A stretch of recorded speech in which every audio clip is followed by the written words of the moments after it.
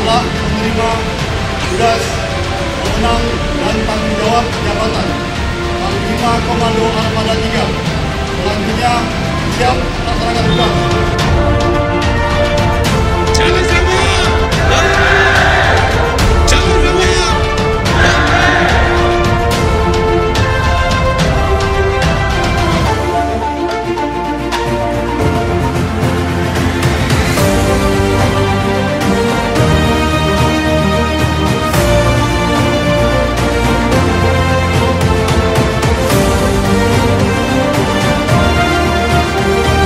Kita harapkan bahwa dengan proses regenerasi yang runtut yang dilaksanakan di jajaran Koarmada RI ini membawa semangat baru bagi khususnya pembinaan personil dan juga khususnya dalam pembinaan kekuatan Armada RI.